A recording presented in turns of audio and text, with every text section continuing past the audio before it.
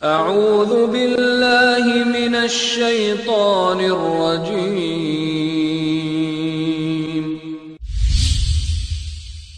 بسم اللہ الرحمن الرحیم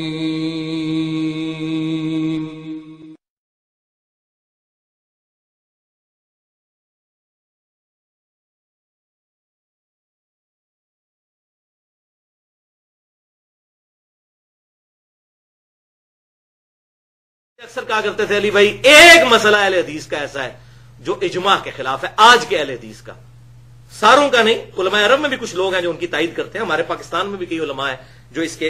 قائل ہیں، باقی یہ پہلی دفعہ مسئلہ اٹھایا امام ابن تیمیہ نے، 700 سال تک کسی نے یہ مسئلہ نہیں اٹھایا، اور ان کو وہ غلطی لگی صحیح مسلم کی حدیث کی غلط انٹرپریٹیشن کی وجہ سے۔ بہرحال اس پہ کسی کی تحقیق کسی نے کرنی ہو تو میری 25 منٹ کی ویڈیو ہے مسئلہ نمبر 15 کے نام سے، جس میں میں نے سارے دلائل ایکسپلور کیے ہیں۔ 3 طلاق کا مسئلہ، حلالہ اور حرامہ،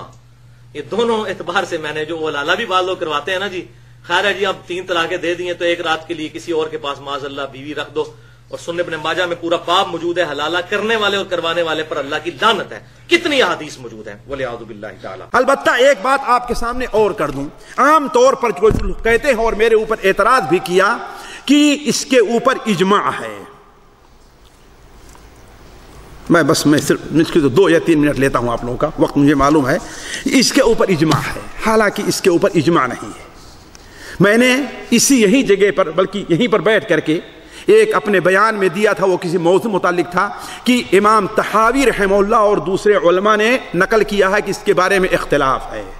تو وہ حضرت جی جواب دیتے ہیں کہ مجھے معلوم ہے کہ امام طحاوی نے، پتہ نہیں معلوم تھا کہ میرے بتانے کے بعد معلوم ہوا ان کو، ہے نا، لیکن جو ہے یہ ثابت نہیں ہے، نعوذ باللہ من ذالک۔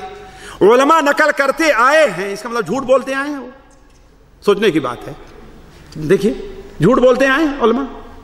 آج میں وہ دلیل دیتا ہوں آپ کے سامنے جس سے آپ یہ سمجھیں کہ ہاں بھائی وہ علماء کہتے ہیں جو اپنی کتابوں میں لکھے، مثال کے طور پر امام رازی، امام ابن تیمیہ سے پہلے ہے نا، وہ کہتے ہیں کہ 8ویں صدی سے پہلے کوئی قائل نہیں تھا، امام رازی کہاں پہلے ان بات کے ہیں، پہلے ہے نا، امام رازی رحمہ اللہ نے لکھا ہے، پھر اس بات کے جو لوگ قائل ہیں کہ ایک مجلس کی 3 طلاق واقع ہو جائے گی، اس میں علماء کے 2 قول ہو گئے ہیں، ایک قول یہ ہے کہ تینوں واقع ہو جائے گی، اور دوسرا قول ہے وَهُوَ اخْتِيَارُ كَثِيرٍ مِّنْ عُلَمَاءِ الدِّينِ، اور یہی علماء دین کے، کیا کہا، علماء دین کے بہت سے لوگوں کا، عالموں کا ایک انتخاب ہے، اسی کو انہوں نے پسند کیا ہے کہ اگر 3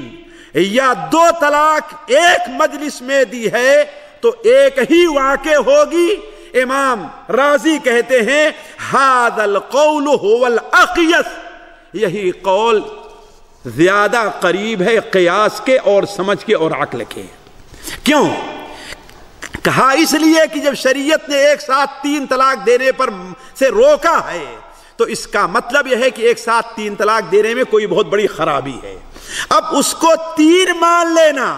گویا اس خرابی کو دعوت دینا ہے، اس خرابی کو دعوت دینا ہے، اور کسی خرابی کو دعوت دینا